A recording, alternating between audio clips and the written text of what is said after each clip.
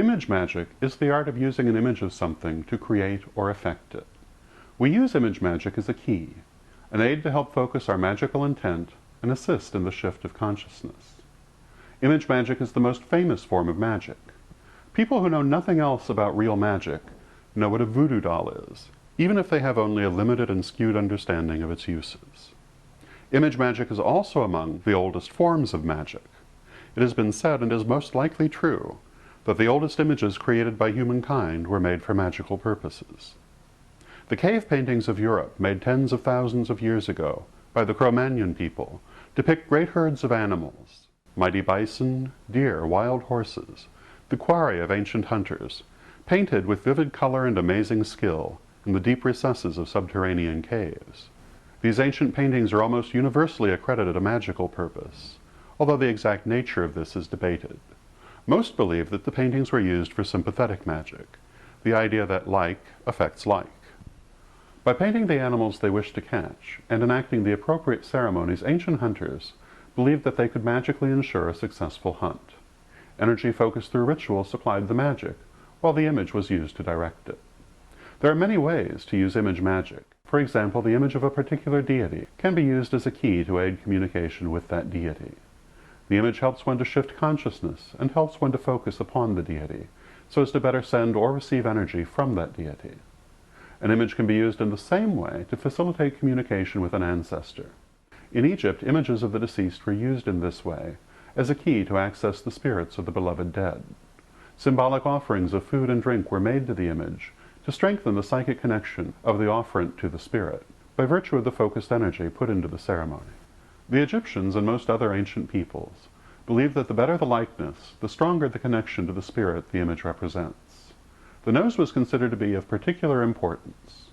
The ancients believed that if the nose of an image were damaged, its use as a key to the spirit was destroyed. This is because in physiognomy, the nose is considered to represent the ego, or sense of self. It was for this reason that many ancient and classical statues have missing or damaged noses. The early Christians, greatly fearing pagan images, went around smashing the noses off of them, believing that this destroyed the spiritual effectiveness of the image. Today we know that it is not how good the likeness, but how strongly it serves to represent the essence of the deity or spirit in the mind of the observer, that gives the image effectiveness as a key. We know from experience that while a beautiful work of art may give great pleasure as an image, an effective key may be created by quite simple or even abstract portrayals. In addition to facilitating communication with deities or spirits, images can also be used to strengthen desired qualities within ourselves or in the outer world.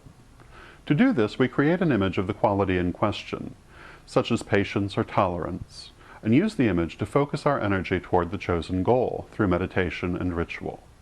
But by far the most common way we use image magic is for the purpose of creating a specific short-term effect in our lives. In this case, the image represents us and is treated in a way that is designed to create the desired effect. For this kind of image magic, the image is usually quite simple.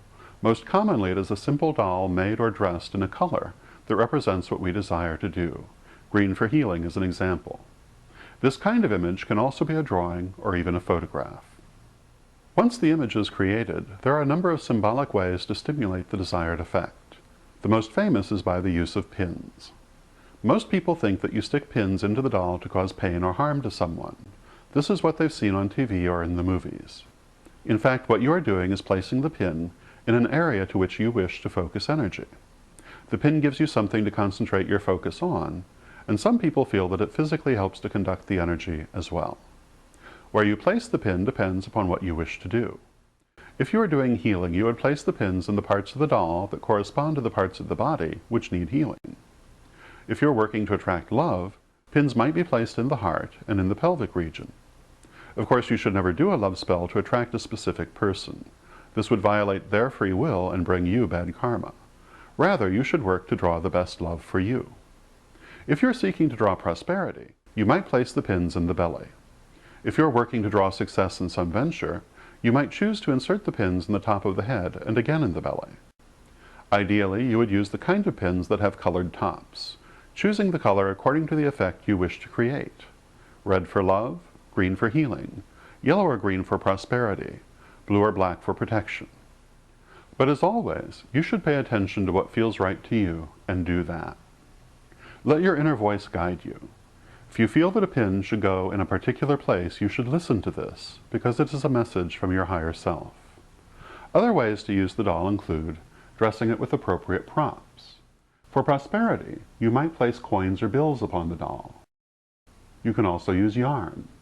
For protection, make a circle of red yarn around the doll. For healing, wrap the doll in green yarn. However you use the doll, remember that the symbolic act is only to help you focus your energy. It is not the pins or the yarn that work the magic, but you. When you've created the doll, you must empower it. The best time to do this is during the waxing moon. Begin by clearing and releasing all excess energy. You should always clear and release before and after any magical working. It will help to have several candles lit and maybe some incense. Speak to the goddess. Ask her for her help.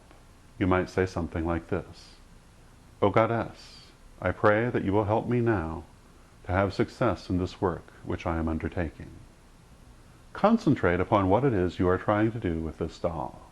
Meditate upon this for a few moments and fix it strongly in your mind. Now imagine the doll surrounded with a ball of white light. Concentrate upon that ball of light and imagine it growing stronger and brighter, radiating out in all directions. While you do this, focus upon the goal that you wish to bring about. Concentrate strongly upon it. Now speak an incantation. This is an example of what you might say. There is one power in the universe, and I am a perfect manifestation of that power. And as such, I will that my goal shall come to pass. By my will, with harm towards none, I will it, I manifest it, I draw it to me. I receive it, I accept it, and I give thanks for it. By my will, so mote it be. And it is so. Concentrate strongly as you speak these words and imagine your goal coming to pass. Be confident and know that you are creating this even as you speak. Now put the doll in a safe place. Clear and release all excess energy, and you are finished. Remember that everything gets better with practice. The first time you try this, you may not get as strong an effect as you would like. You may wish to perform the ceremony several times. But if you keep working with it, you will get better and stronger and stronger. Remember also that the effect will probably not be instantaneous, but gradual. This is normal. Give it time to come about and trust what you have done.